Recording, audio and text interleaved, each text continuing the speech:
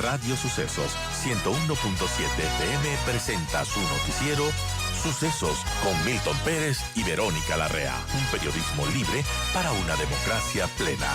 Los hechos y las opiniones de los sucesos que marcan nuestro tiempo.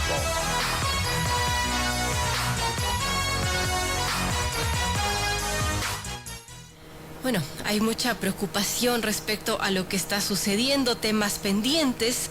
Y usted, ¿qué nos podría comentar? ¿Cuál es su diagnóstico? Bienvenido, general. Buenos días, Verónica, muchas gracias. Le hablo como un ciudadano que está viviendo y sintiendo que la seguridad en la sociedad es ahora un motivo de mucha preocupación por un lado, pero también poco a poco es una sociedad que se ha ido acostumbrando y ha ido recibiendo con mucha normalidad una serie de noticias que dejan ver la grave inseguridad social en la que vive últimamente el Ecuador. Me parece que es un motivo importante para que la sociedad se una, dejando todo tipo de posiciones.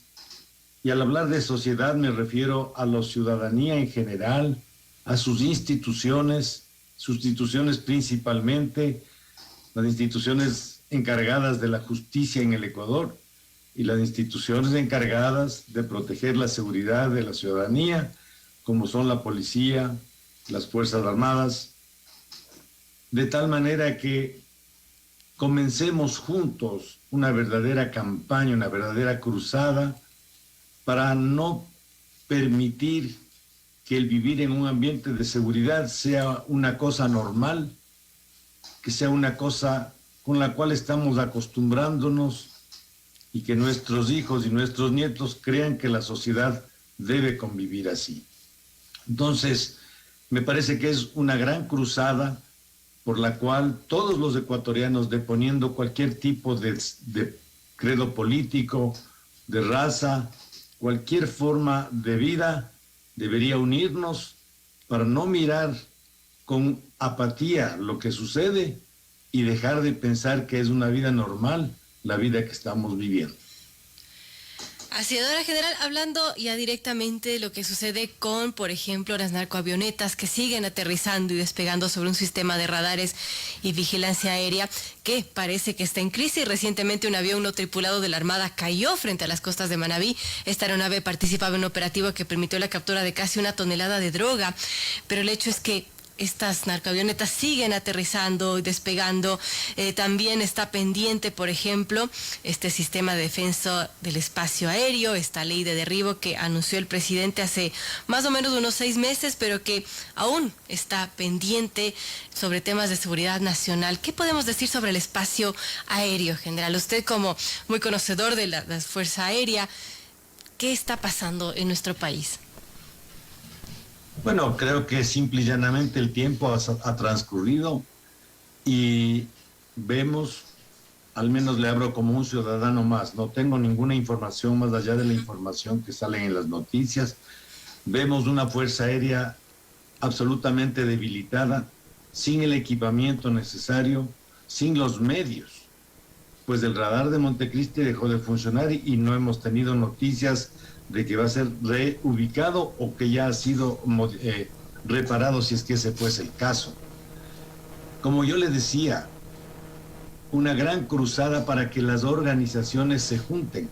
Mire, creo que debemos empezar a preocuparnos de detalles. Por ejemplo, es una sola y mera coincidencia el que una avioneta de la Policía Nacional se caiga decolando de Esmeraldas con pasajeros, entre los cuales estaba una persona privada de la libertad, que supuestamente es uno de los líderes, y a bordo estaba un alto oficial de la Policía Nacional. Son motivos que comienza uno a preocuparse y pregunta, ¿el sistema del servicio aéreo policial es controlado por quién? ¿Por la Dirección General de Aviación Civil? La Policía Nacional tiene un propio sistema de control de la operación aeronáutica. cómo se controlan las operaciones aéreas al interior de las instituciones y también cuáles son los entes de control. De tal manera que lo único que tenemos es una cantidad de incógnitas y la sociedad, de la manera más respetuosa pero firme, demanda y exige al menos ser debidamente informada. Y si es que podemos saber que las Fuerzas Armadas, en el caso de la Fuerza Aérea, está en un proceso de renovación de su equipo, pues eso es bueno saber y que se nos diga para cuándo y a partir de qué fecha podemos los ecuatorianos saber que ya nuestra Fuerza Aérea está debidamente equipada para el control de la vigilancia y el sistema de defensa aérea. Ahora, hablando sobre temas pendientes, por ejemplo, esta famosa ley de derribos que sería necesaria para el control aéreo, para nuestro espacio aéreo. Eso también es un pendiente que está. Al hablar de las instituciones, creo que un rol importante debe jugar la Asamblea Nacional. Creo que es muy importante hacer conciencia que las aeronaves de la Fuerza Aérea, del Ejército Ecuatoriano, de la Armada Nacional, muchas de ellas son armas, son sistemas de armas, de tal forma que necesitan un marco legal para el uso legítimo de esa arma. Es un arma al servicio de la defensa del Ecuador y los pilotos están debidamente entrenados para eliminar todas las amenazas que afecten a la seguridad y a la protección en general del espacio aéreo de nuestro país. Entonces el llamado es a toda la sociedad en general, con sus organizaciones y con sus ciudadanos, y a los ciudadanos particularmente la apatía que nos envuelve, y a los medios de comunicación, bajemos el nivel de comunicaciones, porque la noticia más importante es una estadística morbosa de que ya pasamos de los 500 víctimas y seguramente mañana rebasaremos el récord con relación al año anterior. Creo que también podemos hacer una campaña para encontrar aquellas noticias que nos llenen de esperanza y de optimismo y buscar una sociedad de progreso y un país unido frente a la lucha ante la inseguridad. Ahora, claro, es complejo, ¿no? Porque estos casos suceden y está la disyuntiva entre los medios, ¿se comunica esta situación o no? Ahora, también sí que es verdad que tanta mala noticia, tantos muertos, tantos tiroteos que se escuchan diariamente, nos llegan a insensibilizar, lamentablemente. Y uno puede decir, bueno, un tiroteo más, un tiroteo menos, pero ¿qué está pasando en realidad con nuestra sociedad? Y eso sí preocupa. Amigos, son las 7:30, estamos dialogando con Osvaldo Domínguez, excomandante de la FAES, sobre los altos niveles de inseguridad en el país. Y hay algo que hizo el presidente hace poco. El presidente Lasso decretó un estado de excepción muy focalizado en 3 provincias del país para combatir este aumento de la inseguridad y la violencia. Estableció un toque de queda en las parroquias de Esmeraldas de Royal Faro, en Durán, en Jimena Pascuales y el Cantón Guayaquil, en Cantón Guayas. ¿Qué podemos pensar de este estado de excepción decretado? ¿De qué tan efectivo podría llegar a ser? ¿Usted cómo lo ve? Bueno, creo que es necesario darle o procurar darle al país tranquilidad. Más allá de que no creo que es el mejor empleo de las Fuerzas Armadas. Considero que las Fuerzas Armadas tienen un rol diferente al de la Policía Nacional y es ahí cuando es importante conocer o al menos proponer al alto mando y a las Fuerzas Armadas que revisen el rol de las Fuerzas Armadas en esta amenaza a la seguridad nacional. El rol fundamental desde mi punto de vista de las Fuerzas Armadas es impedir el ingreso de la droga en la frontera nacional. Nos encantaría saber que la droga se incauta y es detenida en las fronteras marítimas y terrestres y no en nuestro territorio. Así es. El rol importantísimo de las Fuerzas Armadas es impedir que la droga circule en el Ecuador, de tal manera que frente a una tarea tan importante debemos hacer conciencia a los ecuatorianos que es probable que las Fuerzas Armadas necesiten un reentrenamiento, un reequipamiento y un autoanálisis, porque el aseo comienza en casa. Si es que hay malos elementos, tenemos que hacer la firme convicción de autodepurarnos por el bien de la sociedad y por el bien de la institución. Demanda personas íntegras, absolutamente entregadas al servicio del país, y hacer un análisis profundo de sus hombres, de sus recursos y de las tareas que les son asignadas, y enfrentar con altivez, diciendo la verdad y solicitando los medios que son necesarios.